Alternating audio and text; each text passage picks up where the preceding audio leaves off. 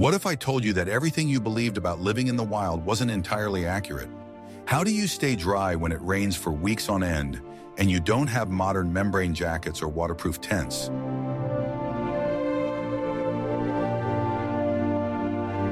The indigenous peoples of North America, who lived on the Great Plains and in the forests of the Northeast, didn't just survive in such conditions, they thrived, possessing knowledge that seems almost magical today.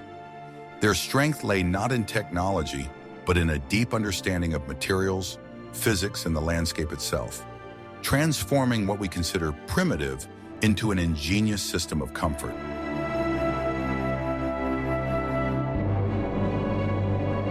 They knew how to make a conical dwelling breathe and drain water at the same time, how to make ordinary processed skins waterproof with smoke, and why the best place for a camp is not always the most obvious one.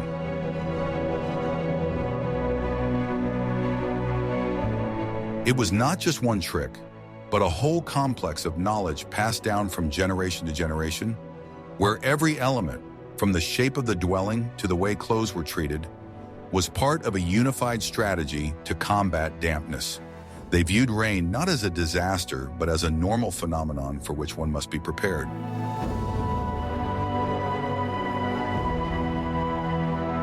Watch the video to the end to find out how a simple inner lining in a teepee could collect raindrops without letting them get inside, and why smoke, not grease, was the main secret to truly waterproof clothing. What if I told you that the famous dwelling of the Great Plains Indians, the teepee, was not just a home, but an ingenious engineering solution designed specifically to combat torrential rains and hurricane-force winds? Its design is not a coincidence or a tradition, but a centuries-old aerodynamic and hydrological calculation. It is this shape that allowed dozens of people to live comfortably where a modern tent would be immediately destroyed or flooded. At the heart of it all is the simple geometry of a cone. Unlike a square or rectangular structure, a cone is incredibly resistant to wind, which simply flows around it without finding a flat surface to exert strong pressure on. Similarly, the conical shape is ideal for water drainage. Rain falling on the steep slope of the roof immediately rolls down, with no chance of stagnating or finding a gap, as is often the case on flatter roofs. The foundation of this structure was a strong frame made of long, straight poles, usually from young pine or cedar trees.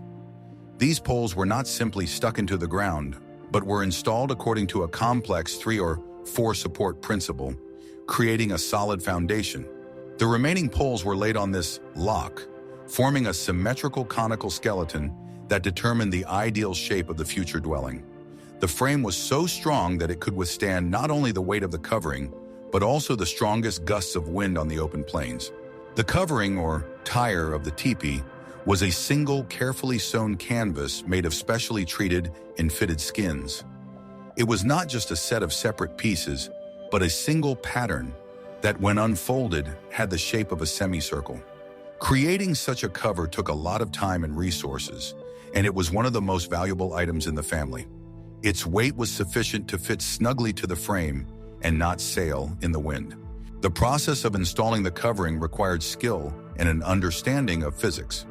It was tied to one of the poles and lifted together with it, after which it was wrapped around the entire frame. The edges of the canvas converged at the front to form an entrance. This joint line was carefully fastened with special wooden pins, or spokes, which were inserted into pre-drilled holes, creating a tight, almost airtight seam that water could not penetrate. But the main element of climate control was the smoke valves, or ears, at the very top of the cone. These were 2 separate triangular wings of the covering that were not sewn to the main part. Long poles were attached to their ends, extending beyond the tepee and resting on the ground. With the help of these poles, it was possible to adjust the position of the valves depending on the direction of the wind and the force of the rain. During a downpour, the valves could be moved almost completely, leaving only a small gap for smoke to escape from the hearth. They could be turned so that they served as a collar protecting the open hole from direct precipitation. This system allowed the hearth to maintain its draft while preventing rain from flooding the interior.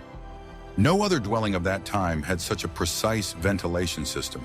The entrance to the teepee was also designed with rain in mind. It was almost always located on the leeward side, most often to the east. away from the prevailing westerly winds and storms.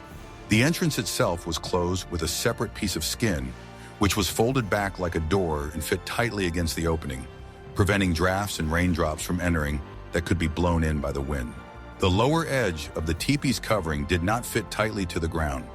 It was often deliberately left a short distance from the surface. This created a constant flow of fresh air, which was necessary for the fire to burn and to prevent smoke from accumulating. During heavy rain, this gap could be easily reduced by pressing the edge of the covering to the ground with stones or logs, thus blocking water from entering from below. Thus, the teepee is not just a shelter, but a complex, interconnected system. Every element, from the conical shape to the adjustable valves and the method of attaching the covering, was designed to solve the main task, to keep the interior dry and comfortable in all weather conditions. It was a true triumph of engineering, honed over millennia of living in open and inhospitable spaces. What do you think was the most important element of the teepee for protection from rain? The perfect conical shape or the ingenious smoke vents? Share your opinion in the comments. And don't forget to subscribe to our channel to learn more about the wisdom of indigenous peoples. Are you ready to learn the truth about what happened inside the teepee during a real rainstorm? The secret to dryness and comfort was not on the outside, but hidden deep inside.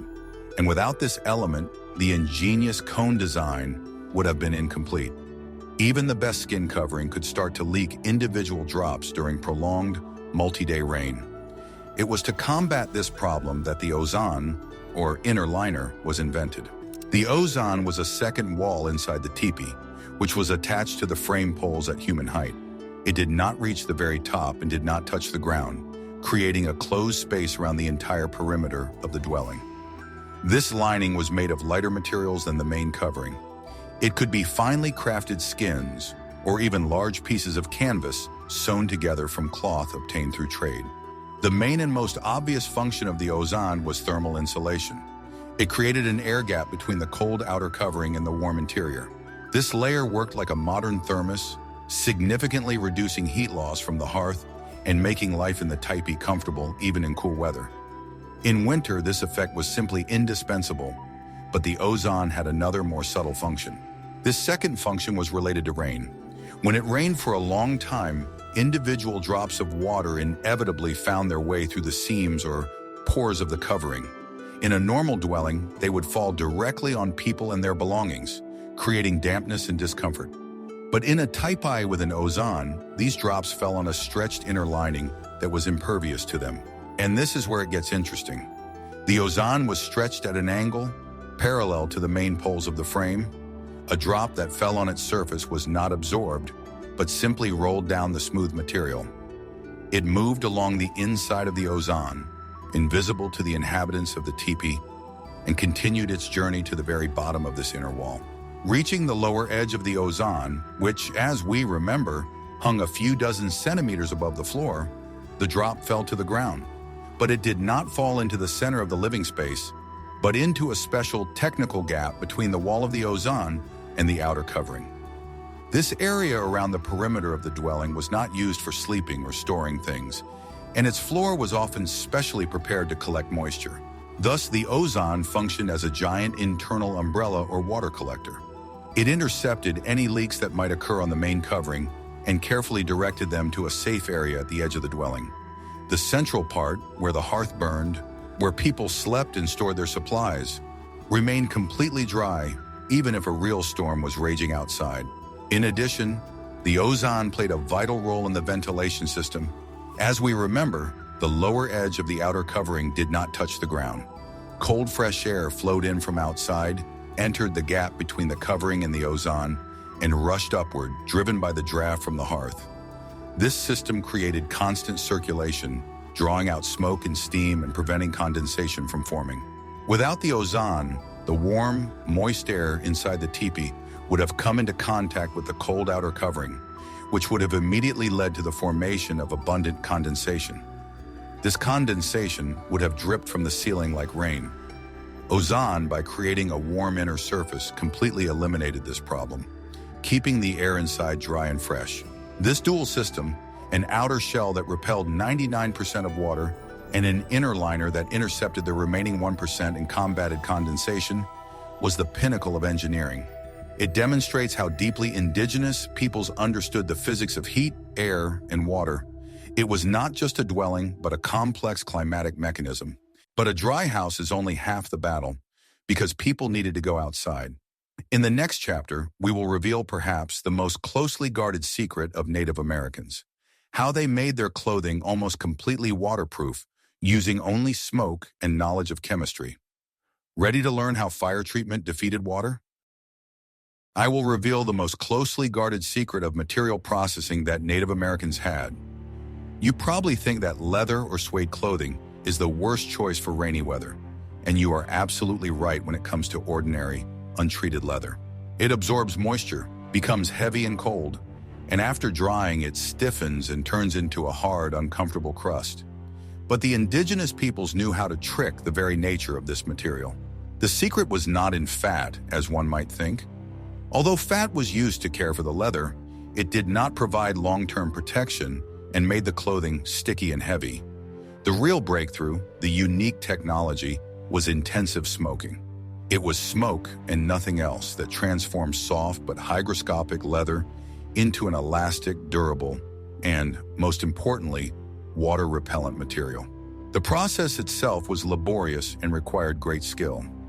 After the hide had gone through all the stages of processing, including cleaning and tanning, it was not simply dried. It was sewn into a bag or tube, leaving one opening. This leather tube was then stretched over a special frame made of branches, which prevented it from sticking together. Then a special fire was lit under this frame.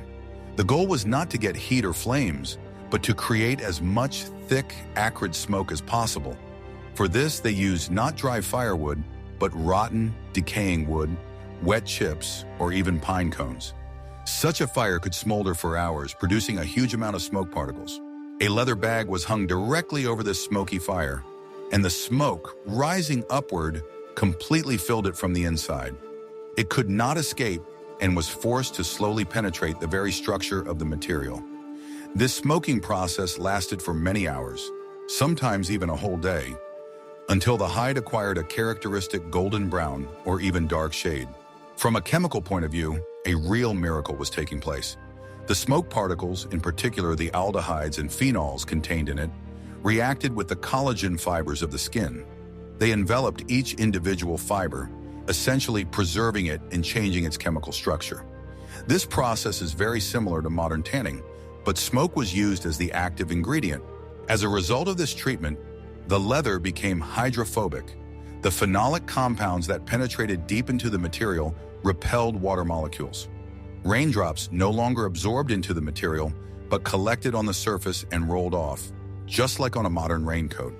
Clothes made from such smoked leather could withstand heavy rain, keeping the person inside dry. But even that was not the main advantage. The most important property of smoked leather became apparent after it got wet.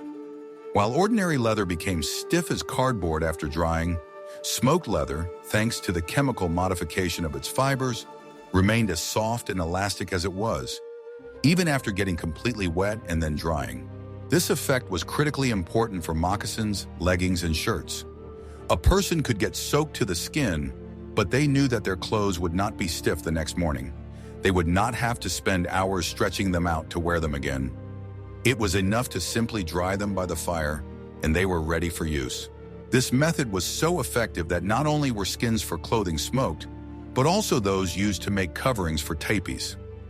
This is why teepees had a characteristic yellowish tint at the top. Smoking made the skins durable, resistant to decay, and, of course, waterproof, which was vital for protection from rain. If, like me, you are amazed by this simple but ingenious chemical technology that was available to people thousands of years ago, don't forget to like this video. What I am about to show you may seem obvious, but 99% of people in a similar situation would make a fatal mistake that could lead to the flooding of the entire camp. How do you choose the right place to camp during the rainy season? And what should you do first after setting up camp? Indigenous peoples knew that the battle against water begins not with the walls of a dwelling, but with the ground beneath their feet. The first and most important rule was never to set up camp in a low-lying area. No matter how attractive and sheltered from the wind a hollow or valley might seem, an experienced person saw it as a trap. Water always flows downhill, and during a heavy downpour, such a place would immediately turn into a swamp or even a small lake. A small, gently sloping hill was considered the ideal place for a camp. It could be a hilltop, a river terrace, or simply a piece of land that was at least a meter higher than the surrounding terrain. This location ensured natural drainage of water in all directions, away from the living space. The soil in such places was usually sandier or rockier, which also contributed to rapid drainage. Experienced people knew how to read the landscape. They avoided dry stream beds, even if they looked completely safe. They knew that a sudden downpour in the mountains, even tens of kilometers away, could turn that dry stream bed into a raging torrent in a matter of minutes. The location of the camp always took into account not only the water that fell from the sky, but also the water that could come from the ground. The choice of vegetation was also an important indicator. Areas with thick, moisture-loving grass or certain types of shrubs were immediately rejected. This was a sure sign that the groundwater level was high or drainage was poor, and the ground would remain wet long after the rain had stopped. Preference was given to areas with pine trees or other vegetation, characteristic of dry, well-drained soils. But choosing the right location was only half the battle. The second active phase of rain protection began immediately after the dwelling was set up.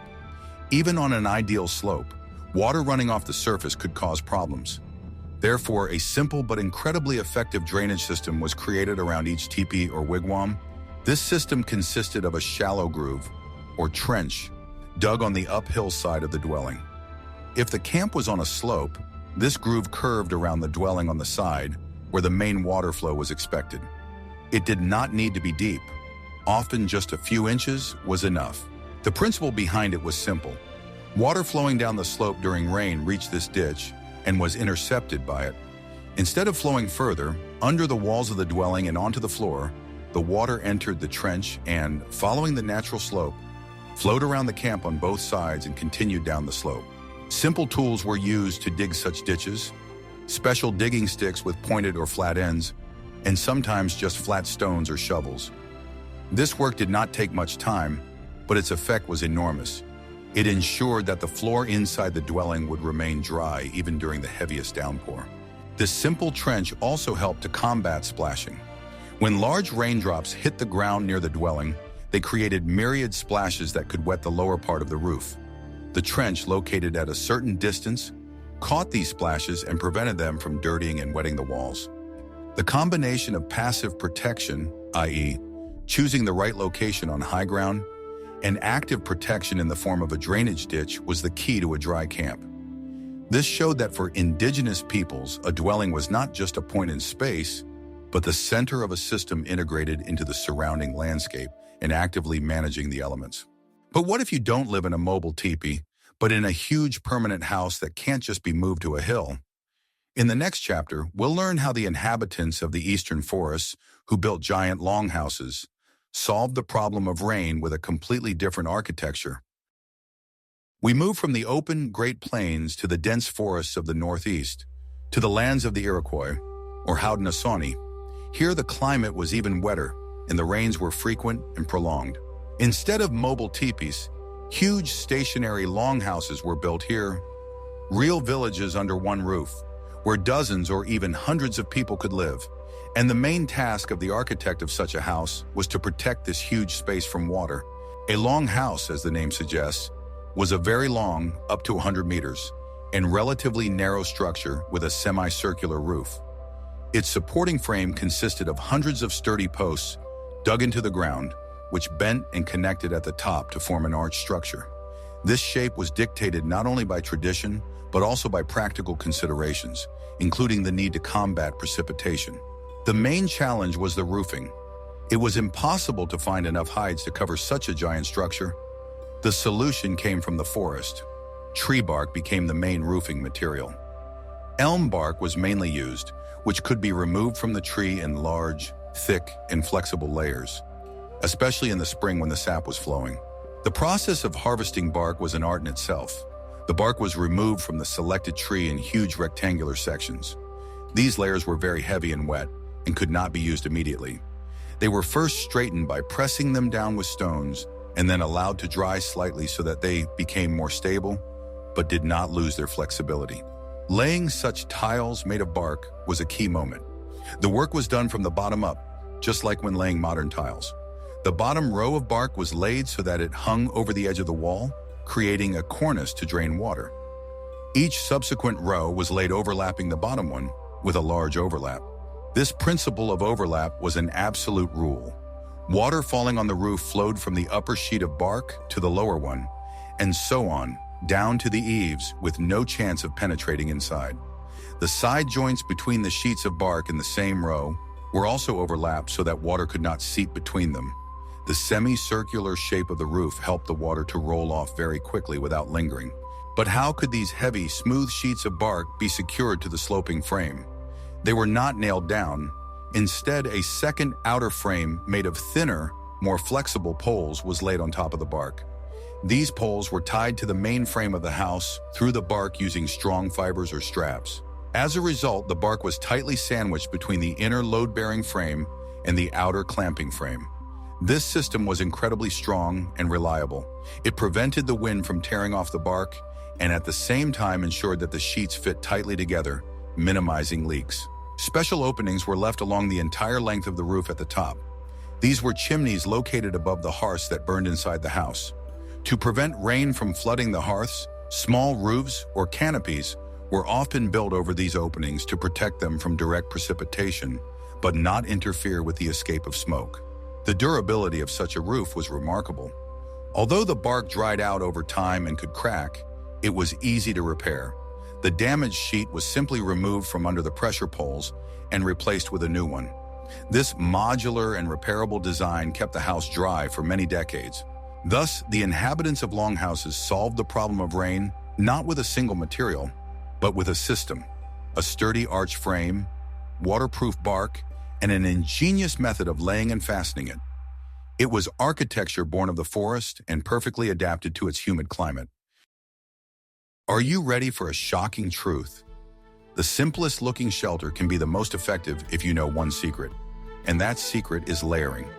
Moving to the Great Lakes and subarctic regions, we encounter another type of dwelling perfectly suited to the wet and cool climate, the wigwam. Unlike the teepee, it was dome-shaped rather than conical, and its secret to staying dry was completely different. The frame of the wigwam was ingenious in its simplicity. It was made of young, flexible saplings that were stuck into the ground in a circle. Then the tops of these saplings were bent toward the center and tied together to form a strong and elastic dome. This dome shape, like a cone, was excellent at resisting the wind and allowed water and snow to slide off easily. But the real innovation was in the covering. It was not solid like a teepee. Instead, the wigwam was covered in several layers using different materials. This multi-layered system was the key to its effectiveness. It not only kept the dwelling dry, but also allowed it to be adapted to different seasons. The inner layer most often consisted of large woven mats. They were made from reeds, cattails, or other marsh plants. These mats were relatively soft and porous and served primarily for thermal insulation and comfort. They blocked drafts and created a comfortable interior surface, hiding the bare frame. This woven layer also served as the first line of defense against condensation. Warm, moist air from inside passed through the porous mats, partially releasing its moisture to them, rather than settling on the outer covering. The mats could absorb a certain amount of moisture and then slowly release it when the air became drier. The main waterproof barrier was laid on top of the inner layer of mats. In forest regions, these were large sheets of birch bark. Birch bark is an amazing material, completely impervious to water. The sheets were sewn or glued together with resin to form large panels, which were used to cover the dome-like tiles. The birch bark was also laid using the overlap principle, from bottom to top, so that each upper sheet covered the lower one. This ensured that rainwater would roll off the outer surface without getting inside. The flexibility of birch bark allowed it to fit perfectly around the dome-shaped frame of the wigwam. In regions where birch bark was less available, or as an additional layer, the same woven mats could be used, but with one trick. When wet, the mats made of cattail reeds swelled, and the weave became so dense that it stopped letting water through. They worked as a self-sealing material. All these layers, both the inner mats and the outer bark sheets, were not glued or nailed down. They were simply laid on the frame and pressed down from above with additional poles or ropes. This made the structure breathable and incredibly easy to repair. In the event of a leak, it was enough to simply move one of the bark sheets to fix the problem. And in the summer, some of the outer waterproof layers could be removed altogether, leaving only the woven mats, which turned the wigwam into a cool, well-ventilated dwelling that protected from the sun. We protected the house from rain outside and inside, but how could we protect ourselves on the road when it was not possible to set up a proper dwelling? In the next chapter, we will look at personal rain gear that could be carried with you. It was impossible to stay in a dry dwelling all the time. Everyday activities required going outside in all kinds of weather. To protect themselves from the rain while traveling or working, indigenous peoples developed simple but effective personal equipment, rain capes and ponchos, which varied greatly depending on the materials available in the region. In the wooded areas of the east and northwest, one of the most common materials for such capes was woven plant fibers. Craftsmen used the inner layer of the bark of certain trees, such as cedar, or fibers from plants such as milkweed. These fibers were soaked, separated, and twisted into strong threads. These threads were used to weave special capes. The weaving technique, often called wrapping, was not chosen by chance. It allowed the creation of a very dense fabric, where the threads fit tightly together. Such fabric was already quite water-resistant on its own, but its main secret lay elsewhere. When water fell on such a cape, the plant fibers began to absorb moisture and swell. As they swelled, they pressed even more tightly against each other, effectively sealing all the microscopic pores in the weave. As a result, the cape became virtually waterproof, and water simply rolled off its surface without penetrating inside. Such woven ponchos often took the form of a simple cape over the shoulders or a more complex design with a hood. They were light, flexible, and, unlike leather ones, did not stiff after drying. In addition, they could be used as a mat for sitting on wet ground. On the Great Plains, where hunting products were the main material, simple, untreated, or slightly treated hides were often used as quick protection from the rain. They were simply thrown over the shoulders with the fur or wool side facing out. The pile trapped raindrops and prevented them from quickly reaching the skin, while the skin itself served as a temporary barrier. A more sophisticated option was a cape or poncho made from the same smoked, water-repellent leather we mentioned earlier. This was no longer a temporary measure, but a full-fledged item of clothing designed specifically for rainy weather.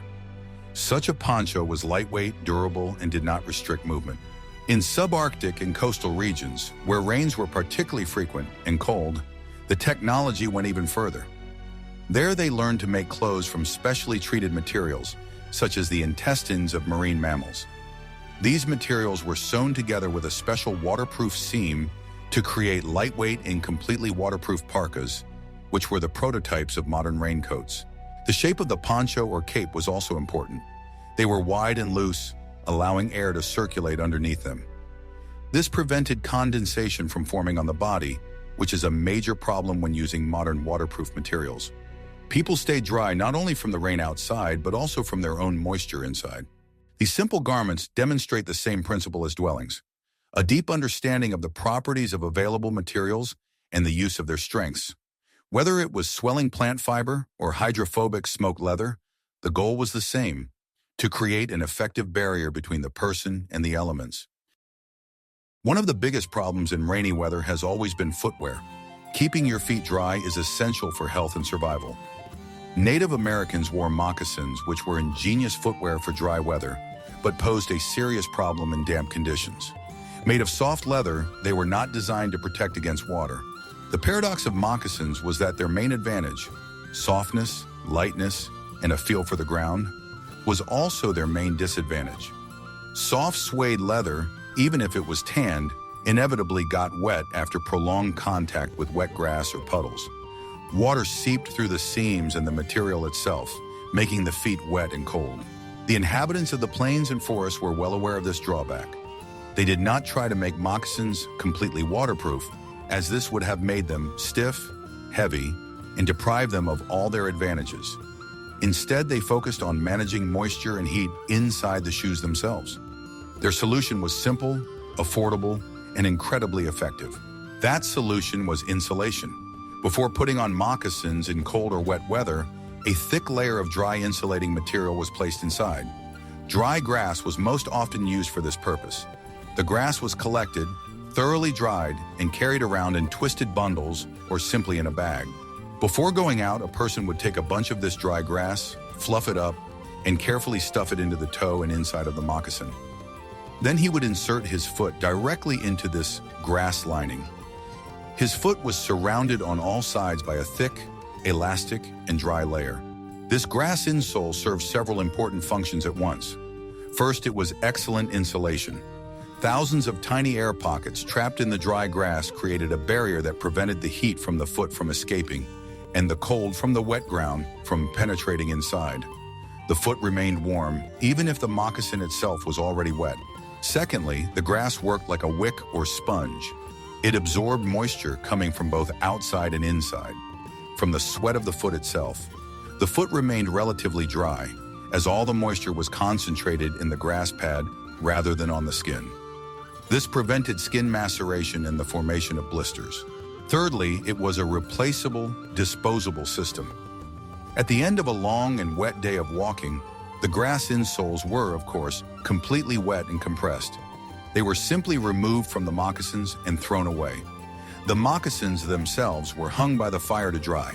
The next morning, a fresh, dry portion of grass from the reserves was placed in the dry moccasins, and the cycle was repeated. This was much easier and more effective than trying to dry thick fur or wool insoles. In some regions, dry moss, which also had additional antiseptic properties, could be used instead of grass. This simple technology allowed people to enjoy all the benefits of soft moccasins, while completely neutralizing their main disadvantage in wet weather. It once again demonstrates the philosophy of adaptation. Don't fight the inevitable getting wet of your shoes, but manage its consequences with easily accessible and renewable resources. What should you do if heavy rain catches you in the forest, far from your main camp or village? It was impossible to carry even the lightest teepee or wigwam components with you. In such a situation, the key skill was the ability to build a quick, effective, and disposable shelter from the rain using only what could be found underfoot. The most common and quickest type of shelter was a simple canopy, or lean-to. Its design was as simple and quick to assemble as possible. The first thing to do was to find a base. This could be a low-hanging branch of a large tree, a fallen log, or even a rock ledge. If there was nothing suitable, the base was made by hand. To do this, they found a strong, long pole, a roof beam, and installed it horizontally, resting one end on the ground and the other on a tree fork or Y-shaped stick. It was important to orient this beam so that the future shelter would face away from the wind and rain. This was the first line of defense. Then they started building the roof. A row of thinner poles or branches was laid on the ridge beam at an angle of 45 degrees or steeper. They formed the rafters of the future canopy.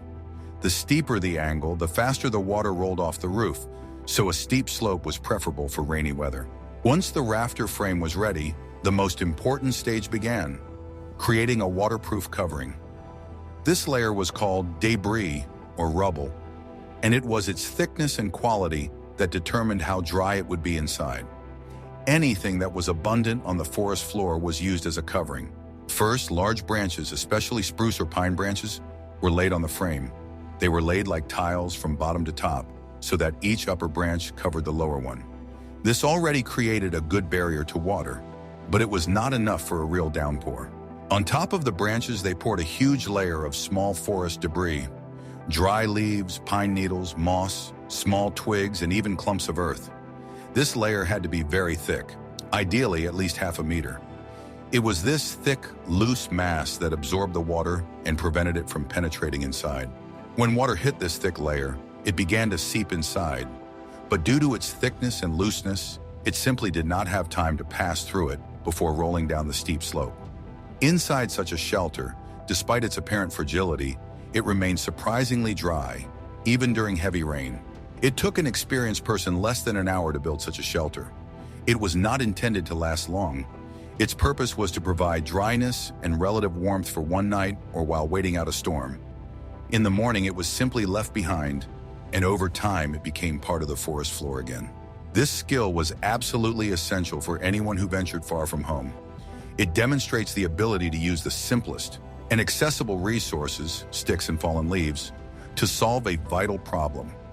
It was survival architecture in its purest and most ephemeral form.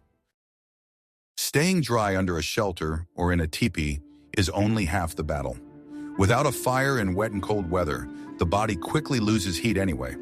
Fire provided not only warmth, but also the opportunity to dry wet clothes, cook food, and lift morale. But how do you start and maintain a fire when everything around you, including the wood, is saturated with moisture? The first and main problem is tinder. In order to light a fire using friction or sparks from stones, you need absolutely dry, fibrous material that will ignite from a single spark. In a rainy forest, it is impossible to find such material on the ground. Therefore, experienced people always carried it with them. For this purpose, there were special waterproof pouches made of leather or other materials. Inside this pouch, they kept a smoldering mushroom, dry moss, fluffed bark fibers, or charred fabric. This personal fire kit was as important a part of their equipment as a knife. They took care of it and constantly replenished it in dry weather. If they did not have their own tinder, they would look for it in places protected from rain. This could be dry, flaking bark from the inside of a large tree, resin protruding from a pine tree, or the dry core of an old but still standing tree. They never took material from wet ground. The second problem was kindling. Dry tinder is not enough to light a log. You need transitional material, thin, hair-like shavings, and small twigs. These cannot be found dry on the ground either. Therefore, they were made on the spot from larger pieces of wood. To do this, they looked for standing dead wood, dead trees that had not yet fallen. Their wood, especially the inner wood, often remained dry because it was protected by bark and was above the wet ground. They also used thick branches broken off from living trees. Using a knife or sharp stone, the outer, wet layer was removed from such a piece of wood. Then from the dry core, they began to chip or cut the thinnest shavings. These feather sticks, or shavings candles, were the key to ignition. They had a large surface area and instantly ignited from smoldering tinder. The third problem was fuel. The large pieces of wood lying on the ground were completely wet. Using them would simply extinguish the fire that had barely started. Therefore, fuel was prepared in advance. Large logs were split to get to the dry core. These split logs were not immediately thrown into the fire. They were placed around the burning flames. The heat from the fire gradually dried them out. You could see steam coming from the logs as the moisture evaporated. Only when the log was completely dry was it moved to the center. The fire itself was often not built on bare ground, which was cold and wet. First, a platform of several damp logs was laid on the ground. And on this platform, isolated from the wet ground, a small fire was built from dry kindling. This prevented moisture from the soil from sucking the heat out of the fire. All these techniques required patience, foresight, and a deep understanding of the materials. The ability to build a fire in the rain was not just a skill, but a real art that separated a comfortable night from a night full of suffering. It was the last and most important trick in the fight for dryness and warmth. We can see that the Native American methods of dealing with rain were not just a set of individual tricks, but a comprehensive and deeply thought-out system. This system began with choosing the right place on the landscape, continued with the ingenious engineering of dwellings, whether it was the aerodynamic cone of a teepee or the multi-layered dome of a wigwam, and ended with personal equipment and the chemistry of materials, as in the case of smoked leather and herbal insoles. This was not passive survival, but active management of the environment. They did not simply hide from the rain. They used physics, chemistry, and botany to redirect water flows, alter the properties of materials, and create zones of comfort in the most seemingly inhospitable conditions. From the drainage ditch at the teepee to the removable insole and moccasins, every solution was simple, effective, and based on readily available resources. This knowledge shows us that comfort does not always depend on complex technologies. It can be the result of deep observation, centuries of experience, and a respectful attitude towards the laws of nature. The secret to staying dry in endless rain lay not in a single trick, but in a holistic worldview. What other aspects of indigenous people's lifestyles and technologies would you be interested in seeing on our channel? Perhaps you are interested in methods of preserving food without refrigerators or unique techniques for winter survival in the subarctic taiga? Suggest your topics in the comments below this video, and don't forget to subscribe to our channel so you don't miss the next episodes, where we will continue to explore the wisdom of ancient cultures.